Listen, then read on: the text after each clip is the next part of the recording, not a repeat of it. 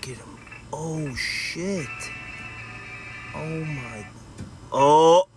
Oh, he's gone. Say greetings, everybody. What is going on?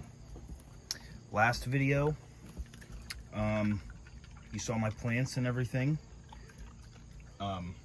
You know, how they were coming along and everything, and I got some things to show you, some things to update you on. And that bottle of this liquid I filled up with the grass clippings, it just molded. I'm an idiot. So that's where that went.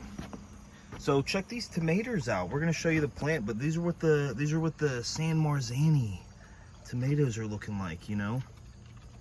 They look very nice, very different, plum, but very nice. These guys have been sitting in the sun for about, well, off of the plant for a couple of days, but these guys need to sit a little longer. Okay, so let's show you. This is a sad pepper plant.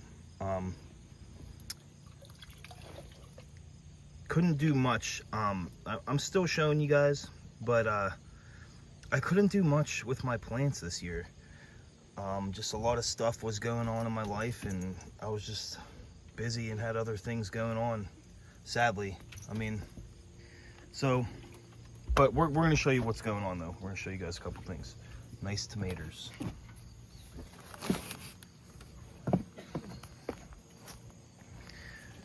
We're about at the end of summer, coming into fall.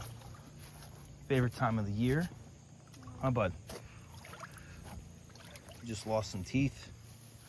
Anyways, this is the other pepper plant. Like I said, couldn't really put them in the biggest pots. I would have liked to have a nice bountiful harvest, but like I said, stuff happens. So these guys are taking on some purple. I don't know if it's because they're always very watered from the rain, and just I haven't been the greatest plant dad, but I am still going to try to do something with, you know, while these are, I should be harvesting in the fall, I think, but we'll see. I'm showing you guys. All right, let's take you over here. Check out the San Marzano. I put him in the 15-gallon because I wanted to see. I think I should have bought like a 10-gallon bags or something, but he still went hard, you know. And I did put some like sticks and twigs in the bottom for like drainage, soil on top, through grass clippings in here and everything like that. But did I say glass? I don't know. But yeah, very bountiful plant.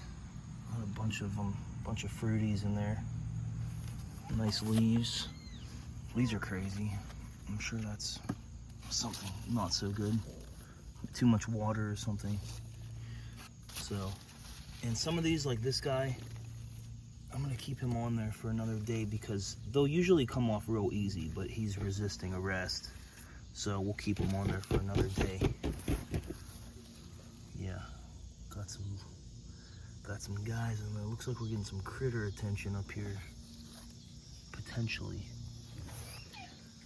But yeah, so I took the pumpkins and put them in this bucket. Again, some grass clippings on top. I don't know why, I just had a bunch. But probably I could have, if he was in a bigger container too.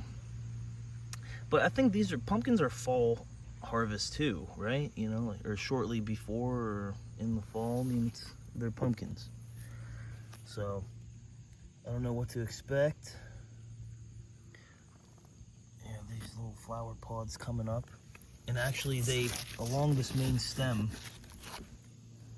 they root down into the grass, down into the soil from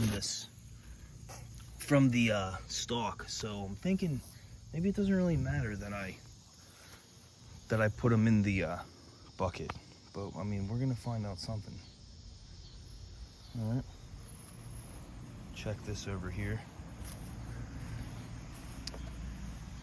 This is getting a little chaotic, but this is the yellow raspberry bush. Sweetest raspberry there's, thanks to Jeff in West Virginia. But yeah, he's going nuts, and next year he's gonna be massive, and I'm gonna put a giant fence around it or something, or like a mesh, so the birds can't get to it, because I haven't been able to really get any you know, I had one because the birds get to these, but we got some guys up here, and maybe I could put a little mesh over them to preserve these. But see, there's like ants all over it and everything. But still, very nice, very awesome. My composter over there, just honestly, everything like molded really badly. So anyways, I want to show you these. These are the black walnuts that fell down from the trees down in the other part of the neighborhood, and they're like these big green fruits, and then you wait till they rot and take all them out of there and rinse them off and everything, and then let them cure for like a year. Just wanted to show you guys that because I've never done it before, and we're gonna see what happens when we crack some open, get some fresh walnuts. I tried to crack a fresh one open, and the meat inside, when it was still moist, it tastes like perfume. Has this like perfumey floral smell to it. So you gotta wait for all that to dry out. But who cares? All right, guys, that's all for this. Just a little update. And if anything else crazy happens with the plants, if I get more peppers, they turn red, plant or the tomatoes, or if the pumpkins start taking off, I'll let you guys know. But still an update, you know, something to see here. And my my crab apple tree is doing here. I'll show you that real quick. The crab apple tree. Some of these guys are looking pretty good too. This place I live in is called Orchard Estates, and this was just all an apple orchard. They had a bunch of you can see like hill goes down, and they had, you know, all the apple trees and everything. But these guys are looking pretty crazy.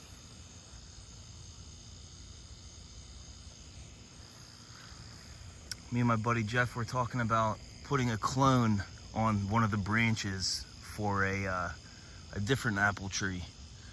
See if we can grow two types of apples on here.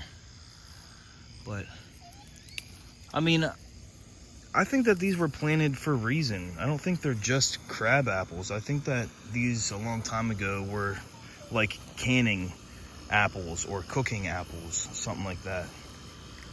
But they are kind of tart, but they look nice. Well, I mean, this one's kind of rough, but let's give it a little bite. Yeah, they're very hard.